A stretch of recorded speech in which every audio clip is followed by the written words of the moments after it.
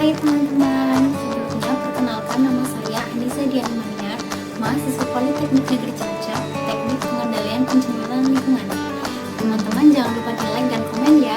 Terima kasih. Assalamualaikum warahmatullahi wabarakatuh. Di sini saya akan menjelaskan materi dari mata kuliah Toksikologi Lingkungan. Pada materi toksikologi lingkungan yaitu terdapat simbiotik sintesis. Yang pertama ada pestisida.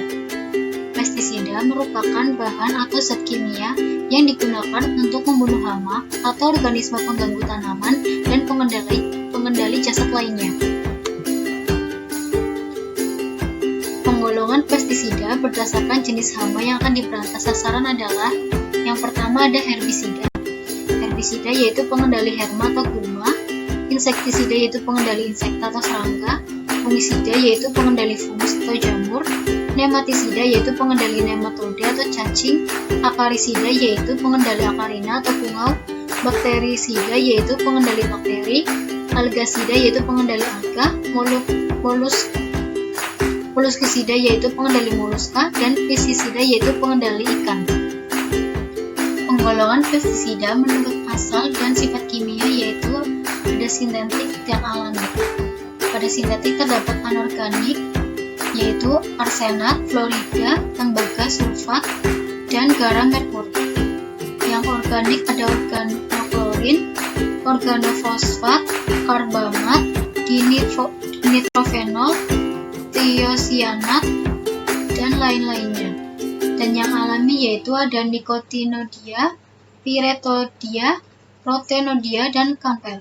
Selanjutnya yaitu penggolongan pestisida menurut sifat racunnya. Yang pertama ada sistemik,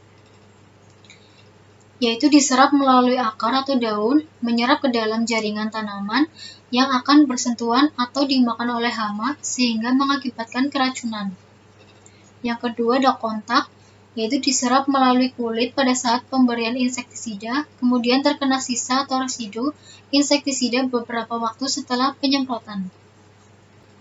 Pestisida masuk melalui permukaan tubuh atau kulit atau kutikula, melalui mulut dan saluran pencernaan, dan melalui respirasi.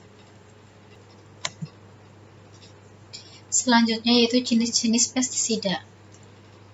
Yaitu terdapat herbisida. Contoh bahan produk atau bahan aktif. Yang pertama gilsofat, merupakan herbisida yang bersifat sistematik sehingga tanaman mati hingga akar-akarnya, seperti Rambo 480 AS dan Ranger 240 AS.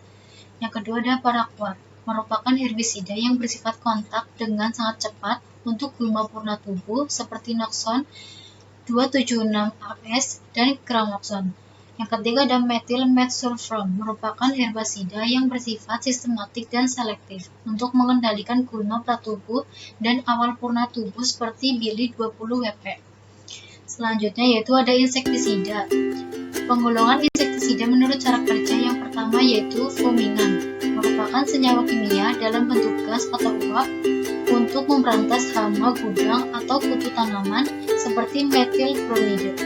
Yang kedua yaitu kontak poison, merupakan senyawa kimia yang diberikan langsung dengan menyemprotkan ke bagian tubuh insekta sehingga terserap ke dalam saluran pencerna seperti DDT dan diazion. Yang ketiga ada repelen, merupakan senyawa kimia yang baunya dapat menghalau insekta seperti minyak citronella untuk nyamuk. Selanjutnya ada fungisida. Fungisida merupakan pestisida untuk membasmi jamur seperti captan, captakol, metiram, dan lain-lain. Efek yang ditimbulkan yaitu keracunan akut berefek langsung seperti sakit kepala, pusing, mual, sakit dada, sakit otot, muntah-muntah, kram, diare, keringat berlebihan, sesak, dan pandangan kabut.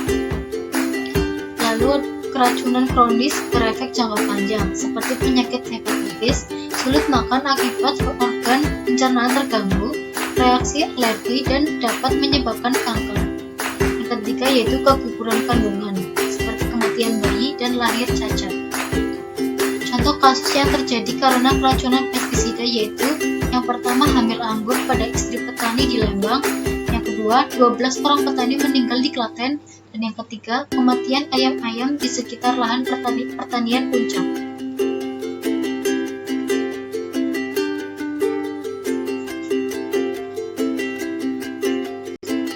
kedua yaitu ada amonia.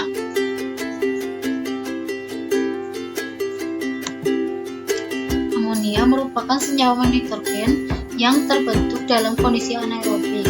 Sumbernya dari hasil aktivitas penumpukan persawahan, perladangan, perkebunan, pembusukan hasil pertanian, peternakan, dan pemotongan hewan, serta lain sebagainya di sepanjang aliran sungai.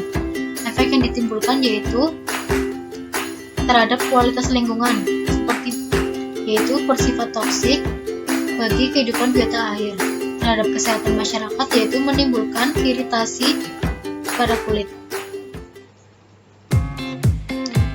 Deterjen merupakan bahan pembersih yang bersifat pengemulsi dan dapat menurunkan tegangan permukaan air.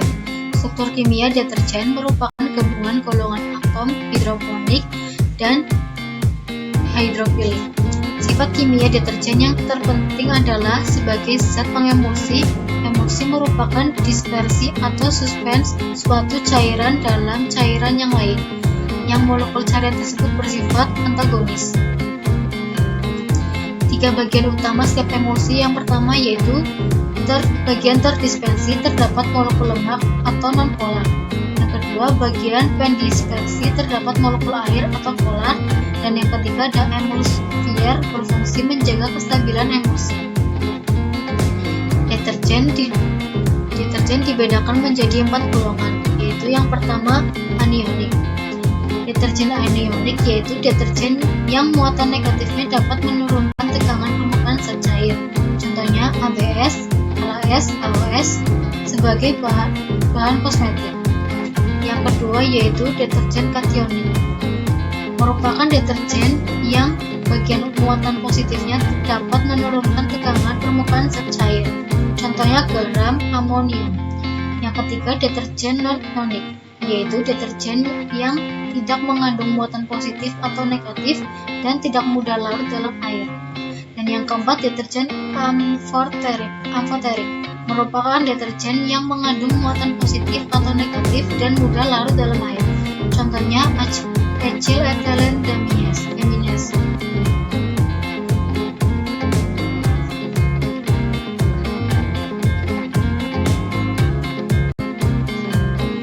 Aplikasi deterjen, yaitu terdapat surfaktan anionik untuk cuci dan pengemulsi, surfaktan kationik untuk softener, flotasi dan bakterisida, surfaktan non-ionik untuk pengemulsi pada suhu rendah, dan surfaktan amfoterik untuk sampo bayi dan kosmetik. Aplikasi deterjen dalam sektor industri yaitu yang pertama industri minyak bumi untuk eksplorasi, memecah emulsi crude oil dan mengatasi tumpahan minyak di lepas pantai. Yang kedua industri tekstil untuk menghilang lemak, peningkatan kualitas pewarnaan, melicin benang dan finishing kain. Ketiga agroindustri untuk bahan campuran pestisida.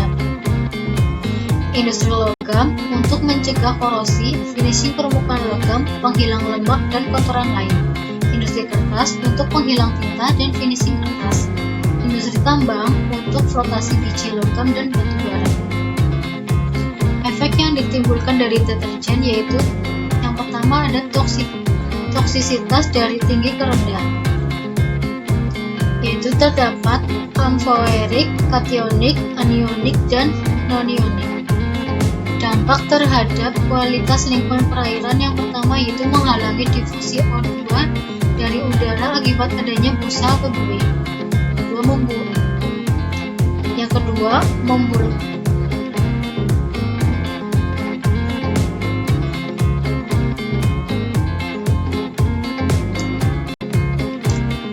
Efek yang ditimbulkan dari deterjen yaitu yang pertama, toksisitas dari tinggi ke rendah, terdapat amfoterik, kationik, anionik, dan non-ionik. Yang kedua, dampak terhadap kualitas lingkungan perairan. Yang pertama, menghalangi difusi O2 dari udara akibat adanya busa, menimbulkan kondisi anaerob akibat degradasi bakteri, dan meningkatkan kadar COD dan DOD karena deterjen merupakan derivatik dan bahan organik. Lalu yang ketiga, dampak terhadap kesehatan masyarakat. Yang pertama, menimbulkan diare akibat pemanfaatan air tanah yang terpopulasi sebagai sumber air minum.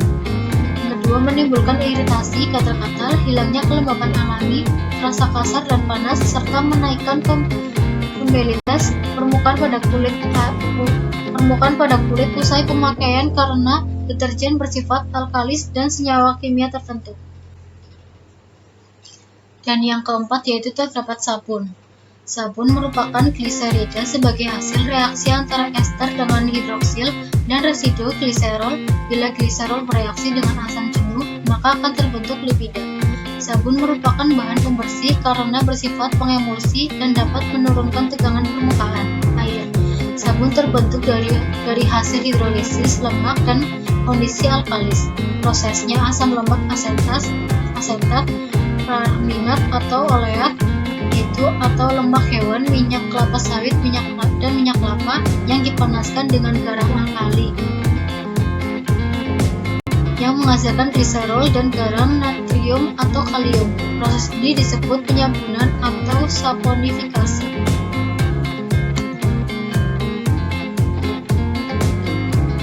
Sabun terdapat dua macam, yaitu yang pertama sabun keras, yaitu dari asam lemak dan NaOH, dan yang kedua yaitu sabun lunak dari asam lemak, KOH, dan pewangi.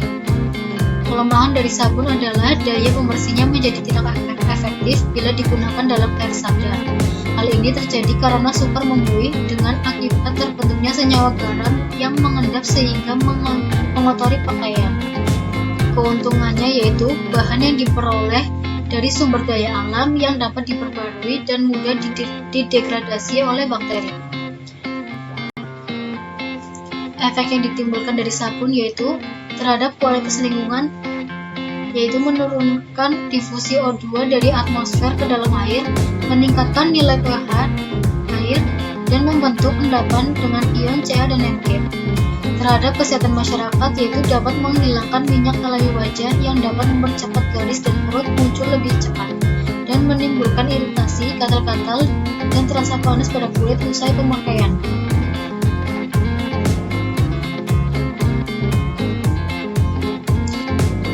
Terakhir yaitu hidrogen sulfida. Hidrogen sulfida merupakan bentuk sulfur anorganik utama yang terdapat di perairan.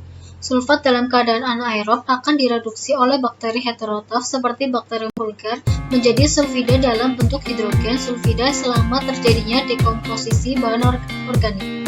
Efek timbulkan terhadap kualitas lingkungan yaitu menimbulkan korosivitas logam dan sanitasi yang buruk, menghasilkan bahan toksik seperti H2S, menurunkan nilai pH air, kadar sulfida total lebih dari 2,0 ppb akan mengganggu organisme air, dan terhadap kesehatan masyarakat yaitu menimbulkan iritasi pada kulit. Sekian presentasi yang dapat saya sampaikan. Semoga bermanfaat. Wassalamualaikum warahmatullahi wabarakatuh.